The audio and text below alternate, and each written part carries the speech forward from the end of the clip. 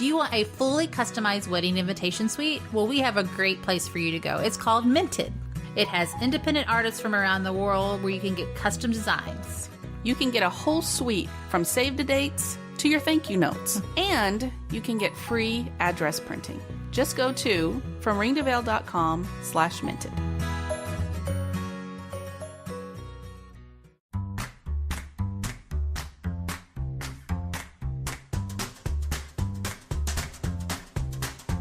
I'm Shannon. And I'm Kim. And you are listening to From Ring to Veil, a wedding planning podcast, where we share tips and information to help you plan the wedding of your dreams. Without all the stress. Debt-free wedding planning, episode number 112. Are you subscribed to the show? Subscribe to From Ring to Veil anywhere you listen to podcasts. If you don't know how, just let us know and we'll help you. Today we have here with us Angelica Casimiro with Bloom Financial Strategy and Consulting for Creatives. She is a financial strategist and consultant for wedding creative entrepreneurs. Not only does she work with creatives, she was also able to plan her own wedding and come out debt-free. She's here to share with us some of her secrets. Thank you for joining us. Thanks for having me. This is something we haven't really talked about, debt-free. Yes. We talk about, how to save some money here and there and why you need to hire this person or that person. But debt-free, I can't even imagine that. Yeah. So you are just going to have to spill it all. Yeah, it was something that was really important to us. Well, why don't you start off and tell us who you are, why you're here. Sure. As it was mentioned before, I have a background in finance, so I'm a total numbers nerd. And I spent 4 years in corporate finance, went to school for finance, and then I made the leap over into personal finance in 2015. Yes, 2015 is when I made the decision to jump into personal finance and work in the financial services industry for a little bit. And I got to work with a lot of clients one-on-one, educating them on how to have a strong personal financial strategy and all that. And I really enjoyed working with my peers, so younger, mid-20s. And I noticed that, a lot of us have a lot of debts right off the bat. Mm-hmm. Student loan debt, credit card debt, just trying to get through college. And I felt very grateful in my own experience and in my life to not have any student loan debt. For me, saving has always been something that's been really important. And I know that most of that comes from my dad, because my dad has always taught me, save. And he's always taught me, what the value of that is. I feel very blessed to have had that passed down to me, but I realize that, not everybody has, the financial acumen these days to save or manage their debt and invest for the future, things like that. So that's kind of why I'm really passionate about finance and why I decided to make the leap into helping business owners, specifically in the wedding industry, to strategize their business finances and all that. As far as my own wedding goes, my fiance, Zach, and I, we will be getting married next month. For us, that was one thing that we, non-negotiable, was that we were going to have our wedding be paid in cash, not go into debt, not pull any credit cards for it, not get a loan, not sign up for one of those wedding financing things that I see ads for on Facebook. And I just got to say, every time I see one of those, I kind of cringe because I know that the interest rates are so high, and it's just, I personally don't think that it is a good way to start a marriage, especially when so many young couples already have debt from student loans. And that was really important to us. Next month is going to be our wedding. We came out ahead of our budget. Nice. We saved a little over what we intended to spend, and we feel really amazing about it. And we feel like our level of communication too for planning our finances has developed too in planning this wedding. So okay, I have a couple questions. Yeah. First of all, why wedding professionals? why do I want to serve wedding professionals? Yes. You know, I love the creative brain. I'll say that. I am very logical and numbers based. You know, I love numbers and all that and analyzing things. But at the same time, I have a very creative side to me. And it also happens that a lot of my friends just happen to be in the wedding industry. So I know a lot of the ins and outs of being a creative entrepreneur in the wedding industry. And of course, you know, in planning my own wedding, I've gotten to know a lot of people. And I feel like the community is just so nice. I've never met a nicer group of people. Everyone is always so excited about what they do. And I can tell that they really have a passion for what they do and how they're serving their clients. Right. And it's kind of hard when you're to not be happy when you're helping somebody get married. You know what I mean? That's really... Yeah, exactly. I just feel like it's such a happy industry. And so I just love the people and I want to be able to serve these people. I feel like going through my own wedding, you know, it's almost every girl's dream to have like a beautiful wedding, right? And to give back to the people that have been able to give me that dream, you know, it's like, it's nice. Yeah, well, it's a need because I know we are not numbers people at all. So, I mean, to me, it seems like it's a need that needs to be filled in this industry because we don't know how to save. Taxes give us, you know, taxes are pulling our hair out. Right. And so, yeah. Well, that's part of it. The creative brain most of the time is not numbers. Right, exactly. It's just a different way of flowers thinking. and colors and unicorns and sparkles. Yeah. Which is, you know, kind of why I picked my name for my business, Bloom Financial Strategy and Consulting, is because, you know, you didn't sign up for this to do all the number stuff, right? Pay your tax. You know, that was like very secondary thought, like, oh, I have to pay taxes, and, you know. So I want to take that stress away from people. I'm not an accountant, so I can't actually do people's taxes, but I can kind of help, you know, build financial strategies. So you know. This is what my year's going to look like. This is how much I'm going to get paid. And, you know, this is how much I need to make. And, you know, I can just let my client do their thing and, you know, photograph the wedding or plan the dream wedding for that bride and groom or, you know, bake that cake. Yes. You know, so, that's kind of why I like doing what I do is I like alleviating that stress from people. And I love numbers and spreadsheets. So... It's a good trade-off. We appreciate that. Yeah, we really do. Yeah.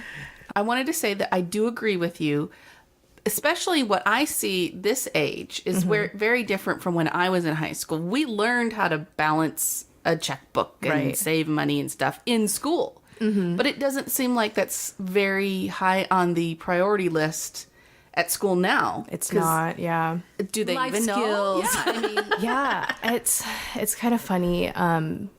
So aside from my business, I have this like passion project that I do where I do homesteading and stuff. So I kind of know that they don't teach that stuff in school anymore. They don't teach cooking. There's there's like 2 generations that don't know how to cook. And, they don't really offer a lot of home ec classes, I don't think, in school anymore. And, we had to take it. Yeah. We couldn't say, no, we don't want to. It was mandatory before. Yeah. And even for me, like going through school, I'm 25. So, going through middle school, high school, they didn't teach any of that stuff. No, lessons on budgeting, how to pay bills and all that. I mean, I just feel very blessed to have had, a family that was able to teach me that. But, so that's kind of why financial education too is really important to me, and why I have my, passion project. Having a homesteading podcast too is because I want to be able to teach these skills to people and pass them down and not lose them. Right. Yeah. Well, and that's why you're here, is to help our listeners, our brides and grooms, figure out how to do this without going into debt. Yeah. let's get to that. Yeah. What was your plan on a debt-free wedding? I would say that the first place to start as far as developing a budget is thinking about what's really important to you when it comes to what you are willing to invest in for your wedding. I never thought about something as like what we were willing to pay for or cheaper or more expensive. I always thought from a mindset of, okay, what are we willing to invest in and what are we willing to maybe cut back on? So for us, that was, photography. That was one of the investments that we were like, this is really important to us. I want our wedding documented because we're going to remember, obviously our wedding day, but we want to also have photo memories of that. Another one was a wedding planner.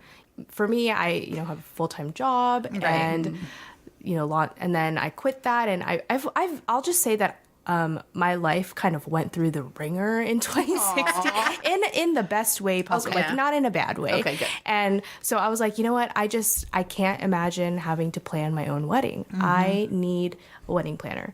That was, another thing that was really important to us to invest in. And it's been really great so far because oftentimes wedding planners, and I'm not saying get a wedding planner just so you can get discounts on stuff, Right. Yeah. but if you, They will help. Yes, they will help because, they have connections and if you use their preferred vendors and all that, that helps. So I felt like the benefit was much greater than having to pay for it. So that was really important to us.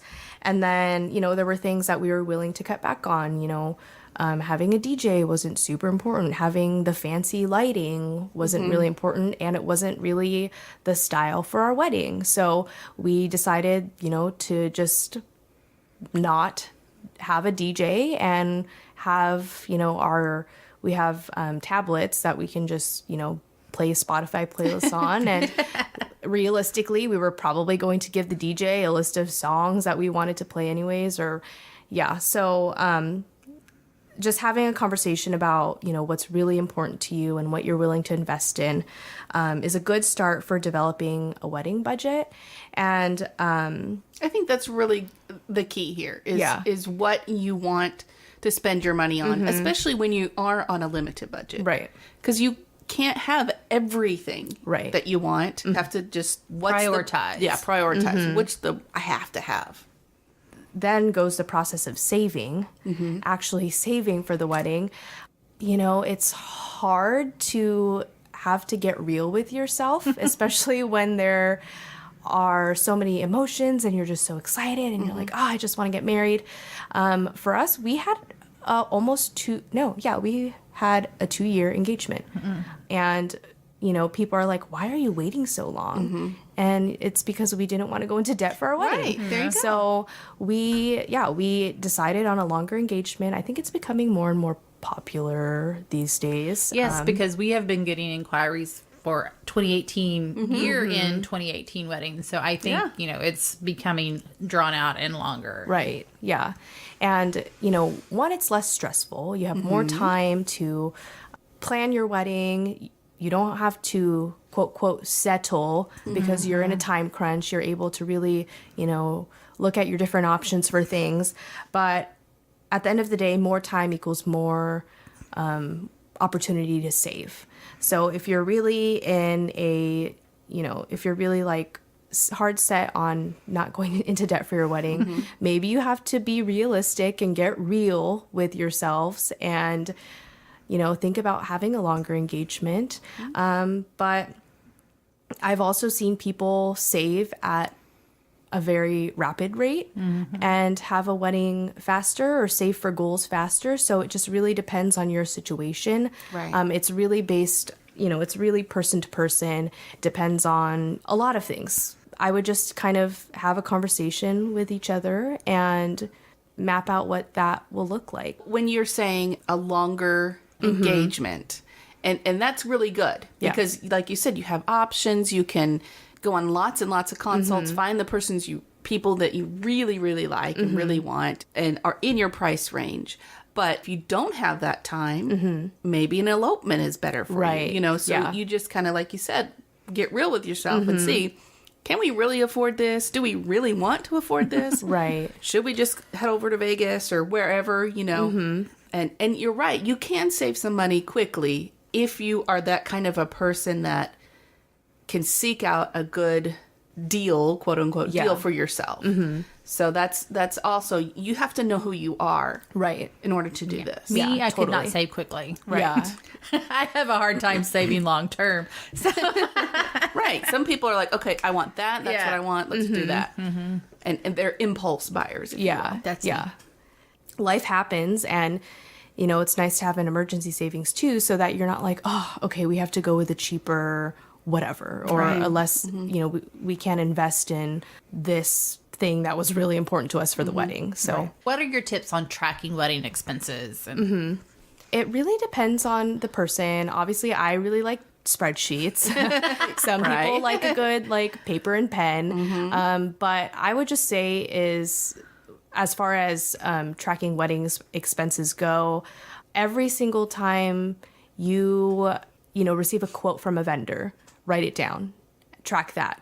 And then every time you pay that vendor, write that down and track it, so that you can keep tabs on, okay, this is how much I owe, this is how much I've paid already, this is what's left, so that you can keep a running tally of your wedding expenses, and then you know exactly how much left you have to save. I would just say documentation is Yeah. the greatest thing. As much as we want to keep things in our brain, Right.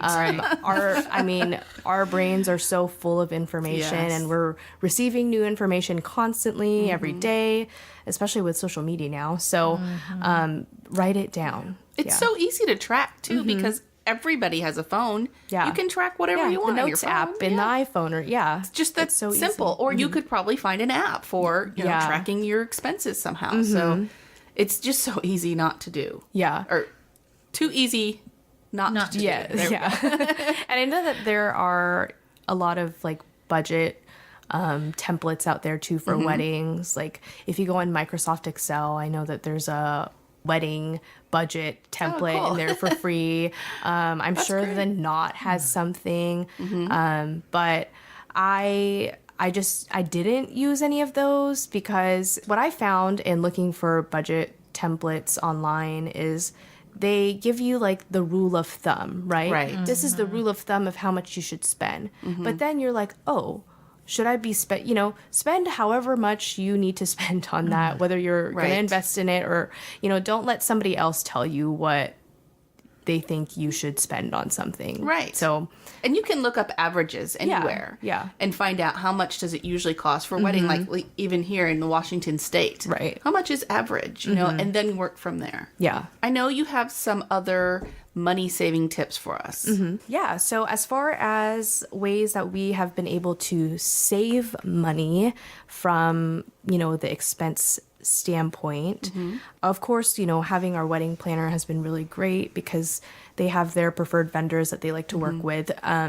So we stuck to local vendors because, one, we like to support small business, and two, we found that some of them cost less because there was less travel time involved or less shipping for certain things. So we stuck with that. And if, we had the ability to maybe pick things up instead of having them delivered. Another thing is that we went with rentals instead of buying most of our decorations or, plates and forks and napkins and all that. So And when you rent a whole lot, they give you a good deal, right? I think so. Okay. Yeah. I don't know.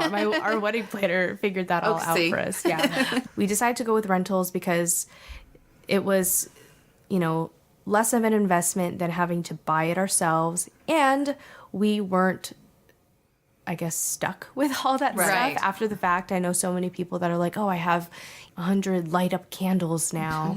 But I don't know what I would ever use that again for. So ended up going with rentals. And then another tip is to reasonably, and I emphasize reasonably, utilize the talents of your family and friends. And the reason why I say reasonably is because, one, if our family and friends are at our wedding, we want them to enjoy our wedding. We don't Right. want to put them we don't want to enslave them for the wedding. So, for example, for the rehearsal dinner, we're not going to a fancy restaurant and doing anything fancy. We're having a taco bar, and we're gonna have our family and friends bring toppings and things like that. fun things like Like that. a potluck? Yeah. Cool. I think, some things we might have catered just because it's like, I don't have time to make cilantro lime rice or, shred all this chicken. But as far as, the other things and decorations and all that, my mom's a really talented scrapbooker. So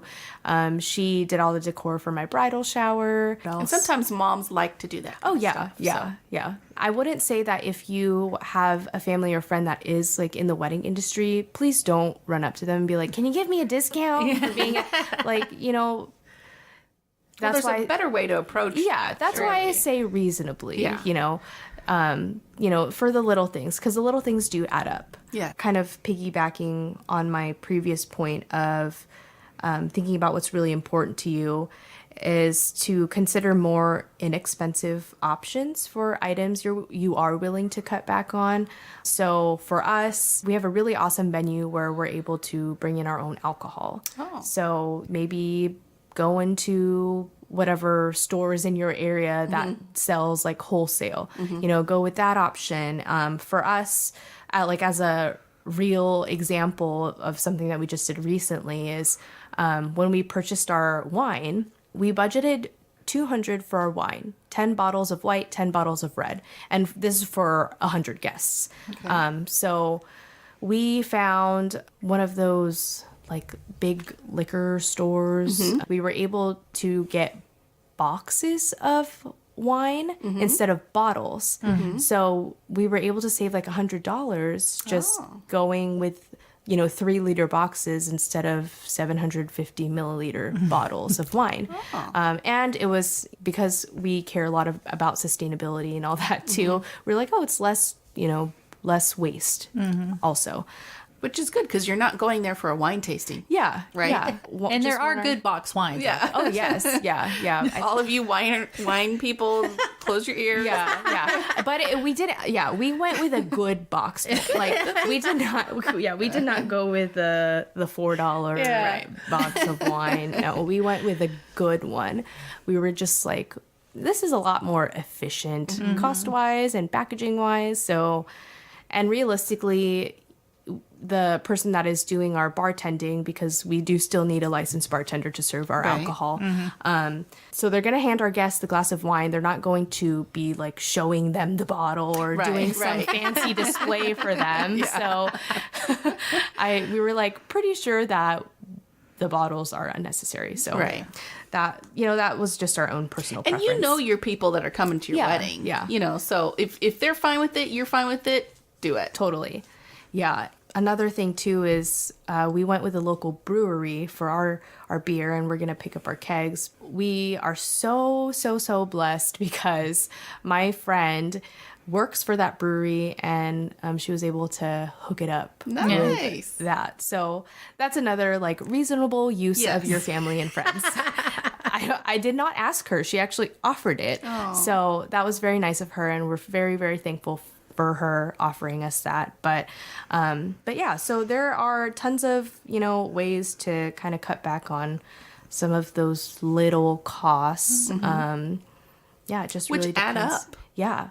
And I know that this is a personal preference, but even with, wedding dresses, I've seen some beautiful gowns on those, previously loved sites where you can go purchase, a previously loved gown. I wanted a new gown personally, but I know that having a brand new gown just for you is not as much of a priority to you, then maybe consider that. So there's tons of things out there. And a longer engagement gives you time to find these things too. Definitely. So are there people out there for our listeners to hire that can help them do a budget, make a budget, and stick to it? Yeah, so your wedding planner should be able to help with that if you do opt to hire one. But like I said, there are tons of budgeting templates out there that can help. And Any websites that you know of that are good for that kind of a thing? Or even just for budgeting in general? Right. Well, so personal budgeting, mint.com is really great. Love mint.com.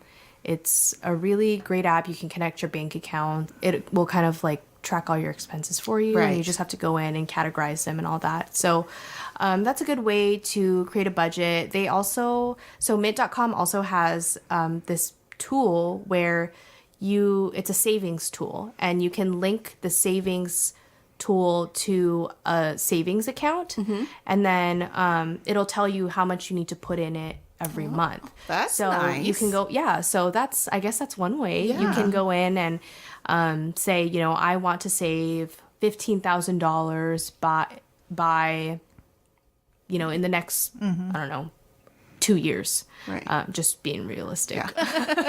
In the next 2 years for a wedding. And so you can link a savings account to it, and it'll tell you this is how much you need to contribute every month to reach your goal. And then if you don't contribute 1 month, then it goes higher, and it kind of adjusts it for you. See, that's what we need. Yeah. I mean, that sounds like fantastic to me. And you still have to go in unless I know that there are ways through whatever bank you have to, automatically put in, transfer, a certain amount to a savings account every month so that you don't have to touch it. So I always recommend that so that you don't have to think about it. Because if you think about it, then it also gives you that temptation of, Let's not do it this month. Yeah. So I would definitely go for, the automatic deposits if you can. Okay. But yeah, mint.com is really great because then you don't have to really think about, doing as much math. You just say, okay, this is when I need to have this much money by. How much do I need to save each month? Yeah. That sounds great to me. It's my non-numbers brain. Yeah. Mint is awesome. So we have a little bit of time left. Can you give us some quick tips for newlyweds on how they can save, not just for their wedding or honeymoon, but in general, and budgets and things like that? Yeah. So just some like basic starter advice that I can give for newlyweds is one, start communicating now about your finances. Finances are one of the biggest stressors in a relationship, whether you are boyfriend, girlfriend, engaged, married. It is one of the biggest stressors in a relationship. But I feel like it doesn't have to be as long as you communicate.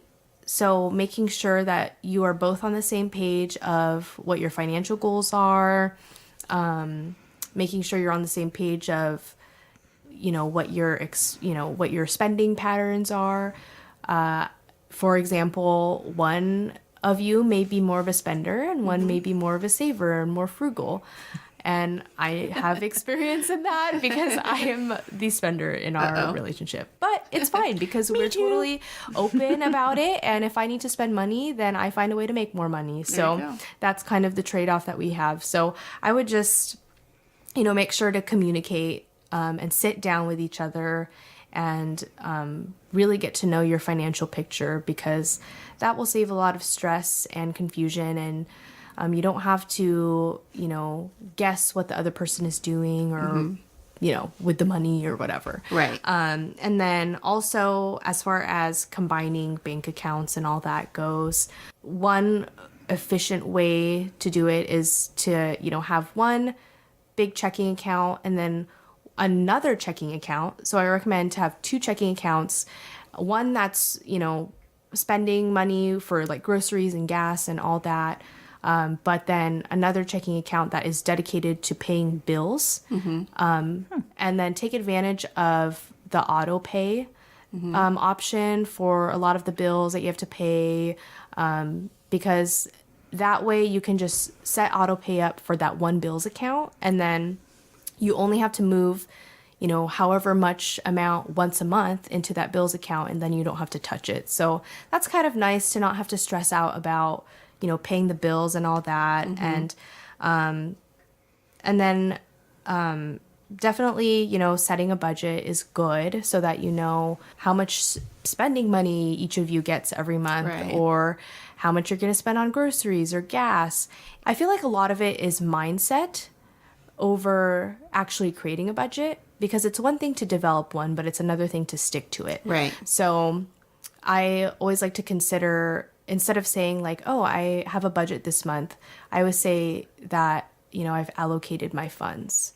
Because it's I don't know, it's just a different way to think about it, because you don't feel strapped. Right. But if you say, oh, you've allocated your funds, you still have that money. It's just that it's, your money is going to different jobs every month. And so that's kind of a good way to look at that.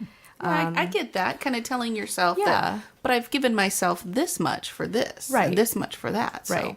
Yeah. instead of, oh, I just can't afford that. Right. Exactly. It gives it a different spin on it. Yeah, yeah, it definitely does. And, it's hard too with the temptations of, your friends wanting to go out for a drink or whatever. And I feel like it makes it easier to say no if, True. Instead of being like, oh, no, I can't spend money, I'm on a budget, say, no, we've just allocated our funds to something else this month, maybe next month. I feel like it mentally, it feels better to be able to say that, but also telling your friends that, You're responsible. yes, yes. You're a responsible Yeah. adult. Yes. And then, of course, like developing strategy to pay off debt is always good. There's a lot of ways. Well, I think that minted thing, it sounds pretty yeah, good too. mint.com Or Mint, has, sorry. yeah, it has a lot of, fun things that you can do in there. Debt repayment is one of those things. So you can link a credit card to I feel like a walking advertisement for Mint. I am not, by the way, I'm not sponsored by Mint, just saying that. I am a strong believer in it and we use it. I'm sure there's other websites Yeah, that do that. We there just are. know of this one. Yes, yeah. So, I know that there's mint.com, there's I think it's, I can't remember, I think it's I Need a Budget or You Need a Budget. I think it's youneedabudget.com. That's another good one that I've heard of. But yeah, so strategies to pay off debt, that's always a good thing. And as far as like the communication part goes, definitely lay that all out early. Everything. Every single amount of debt you have, because it's don't go into that hiding. 'Cause yes, that's just going to cause trouble. yeah, definitely. And then, developing a savings, protecting yourself. That's, something that's really important too. Emergency savings is good to have. And, the rule of thumb is 3 to 6 months of either expenses or income, Right. whichever, is reasonable for you to aspire to, I guess. But that's usually a good rule of thumb. And that way you don't have to go into more debt in Right. case emergencies come up. So it's like cushioning yourself rather than relying on somebody else to do it. It's like insurance, Yeah, basically. totally. Yeah. And then insurance is a good thing to have too. I know not a lot of people like to think about having to need insurance. We have car insurance and renters insurance and homeowners insurance, but there's other insurances out there that are good to have, like disability insurance and life insurance and all that. So definitely meet with a trusted financial advisor to talk about those things, and investing and starting that early and not waiting. Right. Yeah, I've seen, just in my work as a financial advisor in the past, I've seen people that did start early and are in a great position to retire. And I've also Right. seen people that, started a little bit later and have a lot of catch-up work to do in the Right. past. So it depends, but yeah, I would always recommend to start early, even if it's like $15 a month. Right. That can grow over time. So yeah, that's kind of my little tips there. Yeah, thank you. I mean, I think those are great. I mean, if we just, and of course, we will put all of these in the show notes so you guys can look over those and print out so that you can mark off and go through her tips. and that will be at fromringtoveil.com/112. Thanks, Angelica, for showing up today and speaking with us about budgeting for your wedding. Yeah, of course. Thanks for having me. Before you leave, where can our listeners find you? So right now, you can find me on Instagram. So my Instagram handle is at Angelica, Angelica, Pohle, Pohle. It's kind of funny because with Instagram, if you change your name, then your handle gets lost. So I had to change it to my married name already, so that because I have my business and all that, and I didn't want people to be confused. So they can find you there. Yeah. Awesome. So in case anybody's like, why is her name I thought her name was Angelica Casimiro. So anyways, that is why. All right. Thank you so much. Yeah. Numbers. So Kim and I are horrible at numbers. So this was some great advice if you are horrible with numbers. And I am going to check out that mint.com. I don't care if she was not a spokesman or not, because that would have really helped me. So Exactly.